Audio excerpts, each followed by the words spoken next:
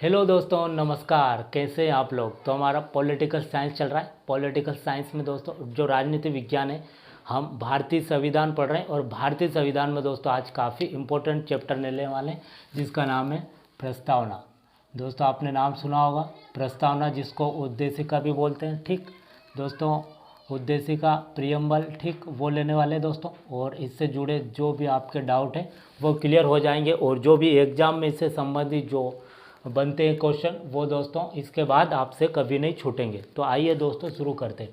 सबसे पहले दोस्तों प्रस्तावना क्या होती है और इसको पढ़ना क्यों जरूरी होता है। दोस्तों इसको समझे काफ़ी आसान भाषा में। देखिए, प्रस्तावना का मतलब होता है दोस्तों कि जो हमारा संविधान है, हमारा जो कॉन्स्टिट्यूशन है, वो दोस्तों उसका जो दोस्तों एक छोटा रूप, उसकी आत्मा कह सकते हैं दोस्तों। जो संविधान है, संविधान कैसा है, संविधान का स्ट्रक्चर कैसा है, क्या है उसमें उसमें उद्देश्य क्या है, उसका स्वरूप क्या है, उसका ढांचा कैसा है अंदर से दोस्तों, वह दिखाती है हमारी प्रस्तावना, हमारी प्रेमबल। देखिए दोस्तों, अगर कोई विदेशी व्यक्ति और कोई उसको कोई पढ़ना है, भारतीय संविधान को समझना है, तो संविधान तो इतना बड़ा है दोस्तों जो कि, तो वो कैसे समझा। अगर उसको कम समय समझना है तो प्रस्तावना को समझ के भी दोस्तों पढ़कर भी समझ सकता है कि भारतीय संविधान कैसा है और क्या है इसमें। ठीक दोस्तों, वही है, मतलब आइडेंटिटी है दोस्तों, वो परिचय पत्र है किसका, संविधान का प्रस्तावना परिचय पत्र है। ठीक दोस्तों, तो आइए ये आपको दोस्तों प्रस्तावना क्यों पढ़ना होता है और ये क्या एक्चुअली में, ये दोस्तों आपको समझ में आ गया होगा। और दोस्तों अंत तक जो कि हमारा लेक्चर ख़त्म होगा, अंत तक दोस्तों आपको सब कुछ समझ में आ जाएगा। आप बहुत ध्यान से अगर सुनेंगे और अगर नोट्स बनाते दोस्तों, नोट्स दोस्तों हर बात का नहीं बनाना है, इस बातों को समझना ज़्यादा है। और जो कठिन शब्द आए उसका दोस्तों नोट डाउन करना है, सब बातों को नहीं लिखना है दोस्तों, समझना ज़्यादा है। देखिए सबसे पहले दोस्तों आपको याद रखना है, जो प्रस्तावना है, प्रस्तावना जो कि 13 दिसंबर 1946 को हमारे जो प्रधानमंत्री है पंडित जवाहरलाल नेहरू के द्वारा प्रस्तुत की गई थी, जो कि विधानसभा, जो कि हमारे दोस्तों उस समय संविधान सभा हुआ करती थी। संविधान सभा दोस्तों राजेंद्र प्रसाद, डॉक्टर राजेंद्र प्रसाद जिसके अध्यक्ष थे दोस्तों, वहाँ पर उन्होंने पेश की। और 22 जनवरी 1947 को वह पास हो गई थी कि हमारी प्रस्तावना, इसके आधार पर ही दोस्तों वहाँ पर ढांचा बनाया गया, वहाँ पर थोड़ा सा एक कह सकते हैं एक आइडिया लगाया गया कि हमारा संविधान कैसा होगा या कैसा होना चाहिए। ठीक दोस्तों, उसके आधार पर यह प्रस्तावना है। तो प्रस्तावना दोस्तों ठीक है 13 दिसंबर 1946 को पंडित जवाहरलाल नेहरू द्वारा प्रस्तुत की गई। और मतलब कि 22 जनवरी 1947 को यह संविधान सभा ने इसको पास कर दिया। दोस्तों प्रस्तावना की अगर भाषा देखें तो जो है ऑस्ट्रेलिया के संविधान से भाषा लिए, लेकिन प्रस्तावना कैसा होना चाहिए वो दोस्तों यूएसए अमेरिका संविधान से लिया है। दोस्तों यहाँ पर क्वेश्चन फंस सकता है। देखिए प्रस्तावना की जो भाषा है वो हमने जो लिए वो ऑस्ट्रेलिया के संविधान से लिए, और प्रस्तावना एक्चुअली में कैसी है दोस्तों, वह जो आइडिया लिया है वह हमने अमेरिका के संविधान से लिया है। ठीक दोस्तों, तो आपको दोनों बातें क्लियर हो गई होगी। अब देखिए, अब प्रस्तावना को हम समझते हैं। तो दोस्तों प्रस्तावना एक मतलब पैराग्राफ वाइज है, लेकिन दोस्तों समझने के लिए हम क्या करेंगे, इनको 3 भाग में प्रस्तावना को क्या है तोड़ लेंगे। ठीक है दोस्तों, 3 भाग में तोड़ लेंगे, जो कि दोस्तों हमको समझने में काफ़ी आसानी होगी। देखिए सबसे पहले इसको स्रोत को हम देखेंगे प्रस्तावना के। ठीक, दूसरे में हम जो देखेंगे इसका स्वरूप देखेंगे कि एक्चुअली में कैसी है हमारी प्रस्तावना।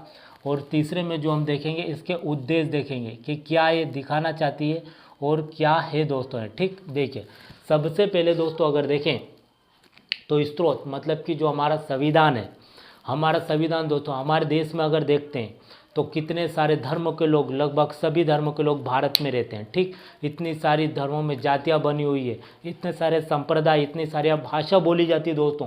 इन सब को समेटे हुए, इन सब को एक कौन रख रहा है, तो हमारा संविधान रख रहा है। ठीक, तो दोस्तों हमारी जो प्रस्तावना है, हमारा जो संविधान है, प्रस्तावना के बाद दोस्तों कहाँ से शुरू होता है, तो हम भारत के लोग या भारत की जनता, वहाँ से हमारा शुरू होता है। और हम प्रभुत्व संपन्न लोकतंत्र गणराज्य के साथ 26 जनवरी 1949 को जो कि हमारा संविधान बनकर तैयार हो जाता है, और 26 जनवरी को जो लागू हो जाता है तो हम अंगीकृत करते हैं। ठीक है दोस्तों, ये यहाँ पर ख़त्म हो जाता है। लेकिन दोस्तों जो मुख्य बातें कहाँ से शुरू होता है, तो हम देश की जनता या हम भारत के लोग, वहाँ से शुरू होता है। ठीक दोस्तों, तो देखिए जो इतना बड़ा, जो कि इतनी सारी वो मतलब कि इतने सारे धार्मिक जो लोग रहते हैं, तो संविधान को सबसे क्या है, सबको एक रखने की प्रेरणा कहाँ से मिलती है, तो यहाँ से मिलती है हम भारत के लोग।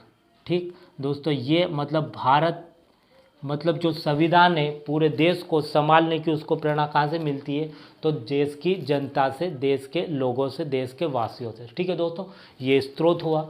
उसके बाद में दोस्तों जो स्वरूप देखते हैं, एक्चुअली में उद्देश्य का क्या कहना चाहती है, तो देखिए सबसे पहले अगर देखें तो हमारा दोस्तों वह है संपूर्ण दोस्तों प्रभुत्व संपन्न। ठीक, प्रभुत्व संपन्न, इसका मतलब दोस्तों ये होता है कि हम जो है पूरी तरह से संपूर्ण, मतलब कि हम किसी के ऊपर हमारा अधिकार नहीं है, हम स्वतंत्र है, पूर्ण रूप से कुछ भी कर सकते हैं। हमारे देश में कुछ भी जो नहीं है, जो चाहते हैं वो कर सकते हैं। अब हमारे ऊपर किसी का अधिकार नहीं है, कोई हम पर हक नहीं जमा सकता। हम पूरी तरह से प्रभुत्व संपन्न, सब तरीके से हम कुछ भी कर सकते हैं। ठीक, उसके बाद में दोस्तों अगर देखें तो पंथ निरपेक्षता। ठीक दोस्तों, पंथ निरपेक्षता का मतलब होता है दोस्तों, ये पहले लिख लेते हैं फिर पंथ निरपेक्षता, समाजवादी। ठीक, समाजवादी, उसके बाद में लोकतंत्र। ठीक दोस्तों, ये वर्ड है दोस्तों, ये आपको याद होने चाहिए। उसके बाद में अगर देखें तो गणतंत्र। ठीक, आइए दोस्तों अब इनको समझते हैं, छोटा ज़्यादा मतलब कि कठिन नहीं है। देखिए ये तो हमने समझ लिया दोस्तों, मतलब पूरी तरह से हम स्वतंत्र है संपूर्ण तरीके से। पंथ निरपेक्ष का मतलब होता है दोस्तों कि पंथ निरपेक्ष मतलब कि यहाँ पर क्या है, कोई एक पंथ की विशेषता नहीं है, राज्य का कोई धर्म नहीं होगा, मतलब राज्य के लिए जितने भी नागरिक हैं, देश के लिए सब वो सब समान होंगे, कोई ऊपर कोई नीचे नहीं होगा, धर्म के आधार पर कुछ नहीं होगा। मतलब क्या, पंथ निरपेक्ष मतलब हमने सबको समान माना है। ठीक है, हमने मानवता को, ह्यूमैनिटी को, सोसाइटी को सबसे ऊपर रखा है, किसी धर्म को नहीं रखा है। ठीक, दूसरा तो समाजवादी, वही बात बताती है कि हमने समाज के लिए सबको बराबर तरीके से रखा है। लोकतंत्र का मतलब दोस्तों लोकतांत्रिक, डेमोक्रेटिक कंट्री है दोस्तों, हम लोकतांत्रिक देश है। यहाँ पर दोस्तों क्या होता है, जनता ही मतलब जो नेता है, हमारे राजनेता है, उनको चुनती है। जैसे दोस्तों पहले के ज़माने में होता था ना कि राजा का पुत्र ही राजा बनता है, फिर राजा का पुत्र ही राजा बनता है, बस वो योग्य हो या ना हो फिर भी बन जाता है। लेकिन दोस्तों हमारे देश में ऐसा नहीं है। क्या होगा कि लोकतांत्रिक हम चुनते हैं। और आपने जो इब्राहिम लिंकन साहब का वो स्टेटमेंट भी आपने सुन रखा होगा कि जो मतलब कि शासन है जनता का, जनता के लिए और जनता के द्वारा होता है। वही दोस्तों वही वाली बात है यहाँ पर कि क्या होगा, हम चुनेंगे देश के नेताओं को और वह फिर क्या करेंगे, देश चलाएंगे। हम मतलब हमसे शुरू हो रहा है देश। ठीक दोस्तों, यही लोकतंत्र का मतलब होता है। गणतंत्र दोस्तों, गणराज्य वही मतलब होता है जो लोकतंत्र का लगभग सिमिलरिटीज सब सेम ही है। ठीक है दोस्तों, तो ये प्रभुत्व संपन्न। अब दोस्तों जो उद्देश्य आता है, उद्देश्य में क्या आएगा, देखिए इसको, जो न्याय होगा दोस्तों, जो न्याय होगा वह 3 तरीके से होगा। जैसे कि सामाजिक दोस्तों पूरी तरीके से न्याय हो जाएगा, आर्थिक और जो कि देखते हैं राजनीतिक। ठीक दोस्तों, जो न्याय होगा सभी का, सभी के आधार पर होगा, मतलब कि सामाजिक न्याय हो, चाहे आर्थिक न्याय हो, चाहे राजनीतिक न्याय हो, सबको बराबर से मतलब दिया जाएगा, किसी के साथ कोई मतलब भेदभाव नहीं किया जाएगा। ठीक दोस्तों, वह है। उसके बाद में अगर देखें तो स्वतंत्रता, समानता। ठीक दोस्तों, ये वर्ड आपको याद रहने चाहिए। ठीक, अब अगर देखें यहाँ तो बंधुत्वता मतलब दोस्तों होता ये है कि भाईचारा बनाकर रखे। ठीक, उसके बाद में अगर देखें तो व्यक्ति की गरिमा, मतलब उसको ऐसा कोई काम ना करे जो उसको क्या हो, ठेस पहुँचे उसके मतलब कि भावनाओं को। ठीक, और उसके बाद में देखें तो राष्ट्र की एकता अखंडता, राष्ट्रीय एकता अखंडता। ठीक दोस्तों, ठीक, ये आपको याद रखना है। इतने शब्द दोस्तों आपको याद होने चाहिए। देखिए उद्देश्य, न्याय जो रहेगा दोस्तों वह क्या रहेगा, जो न्याय है वो सबको समान मिलेगा, चाहे सामाजिक हो, चाहे आर्थिक हो, चाहे राजनीतिक हो। स्वतंत्र रहेगा, प्रत्येक नागरिक स्वतंत्र तरीके से रहेगा, समान, सबको समान समझा जाएगा। बंधुत्व मतलब भाईचारा, देश में भाईचारा बना के रखेंगे, जो कि हम देखते भी है कि चाहे किसी भी धर्म का हो, किसी भी जाति का हो, कोई मजहब हो दोस्तों, हमारे देश में सबको समान माना गया है, ठीक, ना कोई ऊपर ना कोई नीचे। व्यक्ति की गरिमा ऐसा कुछ भी नहीं किया जाएगा जो उसकी भावनाओं को ठेस पहुँचे, उसकी धार्मिक भावनाओं को ठेस पहुँचे, वो अपने तरीके से करेगा जो कुछ करना है। राष्ट्र एकता अखंडता, दोस्तों वही बात है कि राष्ट्र ऐसा कुछ भी नहीं होगा जो देश की एकता अखंडता को मतलब तोड़े, सब मतलब एक हित में रहकर कार्य किया जाएगा। दोस्तों ये हमने प्रस्तावना देखी दोस्तों, ठीक है, उम्मीद करता हूँ आपको समझ में आएगा। अब इससे जुड़े कुछ महत्वपूर्ण बातें जो आपको याद होनी चाहिए। देखिए इसके विषय में जो हमारी प्रस्तावना है, इसके विषय में कुछ बुद्धिजीवियों ने कुछ अपने तथ्य बोले, उसको आपको ध्यान रखना है। जैसे M.A. पालकीवाला है, M.A. पालकीवाला ने कहा है कि जो प्रस्तावना है हमारे संविधान का परिचय पत्र है। तो दोस्तों वही बात है कि प्रस्तावना जो है दोस्तों वो हमारे संविधान की परिचय पत्र, आइडेंटिटी मतलब संविधान को समझना है। प्रस्तावना को पढ़ लेंगे संविधान को हम समझ सकते हैं कि संविधान कैसा होगा। दोस्तों जो अलाउद्दीन कृष्ण स्वामी अय्यर है, उन्होंने कहा है कि जो प्रस्तावना है हमारे दीर्घकालीन जो सपना है, मतलब हम सदियों से जो सपना देख रहे हैं उसकी आत्मा या कुंजी है। ठीक है दोस्तों, ये किसने कहा है? तो अलाउद्दीन कृष्ण स्वामी अय्यर ने कहा है। दोस्तों स्टेटमेंट आ सकते हैं कि मतलब M.A. पालकीवाला ने क्या बोला है या अलाउद्दीन कृष्ण स्वामी अय्यर ने क्या बोला है। ठीक दोस्तों, ये हुआ। अब दोस्तों प्रस्तावना क्या है कि बहुत विवादास्पद भी रही है प्रस्तावना जो है, तो कुछ महत्वपूर्ण मामले भी आए हैं। तो दोस्तों आपको कुछ मामले याद रखना है, जैसे कि 1960 में जो मामला आया था वह आया था बेरूबारी बनाम भारत संघ, एक मामला आया था, सुप्रीम कोर्ट में गया था वो, और वहाँ पर सुप्रीम कोर्ट ने एक डिसीजन दिया था कि जो प्रस्तावना है वो संविधान का भाग नहीं है, इसलिए इसमें बदलाव नहीं किया जा सकता। लेकिन दोस्तों फिर 1973 में केशवानंद भारती बनाम केरल राज्य, एक और मामला गया सुप्रीम कोर्ट में। देखिए दोस्तों, जब छोटे मोटे मामले हो जाते हैं तो हम डिस्ट्रिक्ट कोर्ट में जाते हैं, जब थोड़े बड़े मामले हो जाते हैं तो हम सभी राज्यों की अपनी हाई कोर्ट होती है वहाँ जाते हैं। लेकिन राज्य सरकार से अगर हम नाराज़ होते हैं तो हम फिर सुप्रीम कोर्ट जा सकते हैं, जो कि दिल्ली में हमारा सुप्रीम कोर्ट, जो कि 1935 में भारत शासन अधिनियम के तहत जो बना था वही दोस्तों। तो वहाँ पर 1973 में केशवानंद भारती बनाम केरल राज्य, वहाँ पर दोस्तों 1973 का मामला है। वहाँ पर दोस्तों जो सुप्रीम कोर्ट का डिसीजन था वो डिसीजन दोस्तों पलट दिया सुप्रीम कोर्ट ने, और बोला कि प्रस्तावना संविधान का भाग है और इसमें बदलाव किया जा सकता है, लेकिन मूल ढांचे को नहीं बदला जा सकता। दोस्तों जो 1960 में जो सुप्रीम कोर्ट ने बोला था बेरूबारी बनाम भारत संघ जो मामला था, वहाँ मना कर दिया था कि जो प्रस्तावना है संविधान का भाग नहीं है, लेकिन 1973 में इसको मान लिया।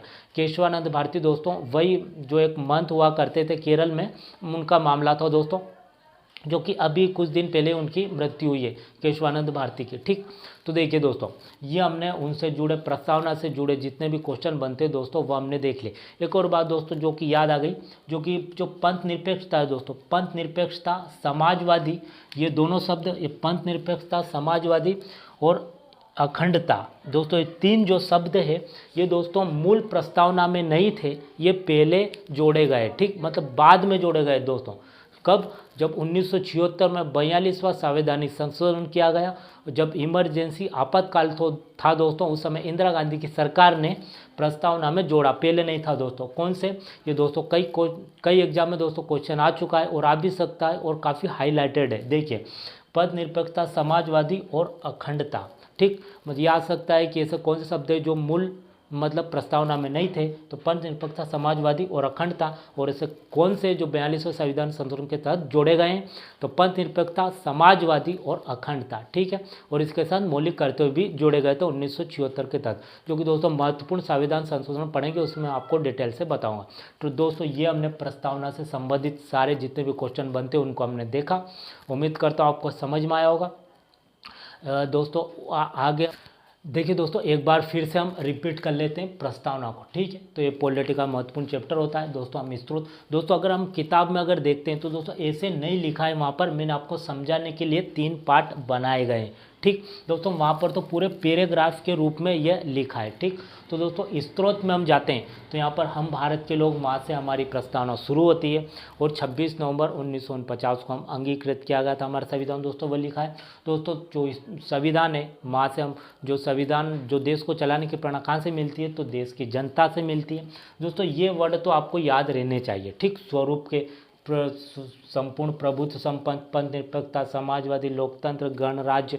दोस्तों इनके अर्थ दोस्तों इनके वर्ड में ही छिपे हैं। आप दोस्तों 2-3 बार देखेंगे और समझेंगे तो आपको दोस्तों काफ़ी आसानी से समझ में आएगा।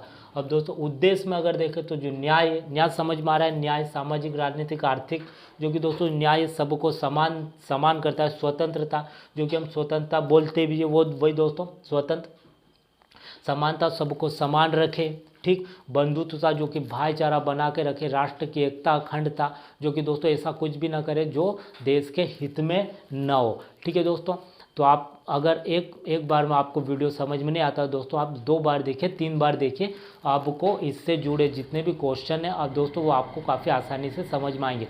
और दोस्तों आप अगर किसी एग्जाम की तैयारी नहीं भी करते तो दोस्तों नॉलेज के लिए भी पॉलिटिकल साइंस तो आप देख ही सकते, क्योंकि दोस्तों इसमें संविधान को देख रहे हैं हम, और संविधान में दोस्तों जो भी बातें वो हमारे अधिकारों से जुड़ी हुई होती है, ठीक है दोस्तों। तो उम्मीद करता आपको समझ में आया होगा। अगले लेक्चर में हम किसी अगले और इंटरेस्टिंग लेक्चर के साथ हाजिर होंगे, ठीक। तो देखिए दोस्तों, अगर संविधान तो ऐसा है कि दोस्तों संविधान को आप जानोगे तभी तो अपने अधिकारों को पहचानोगे, ठीक है दोस्तों। तो इसलिए भी आपको संविधान को तो देखना ही चाहिए। तो आज के लिए इतना ही, थैंक यू।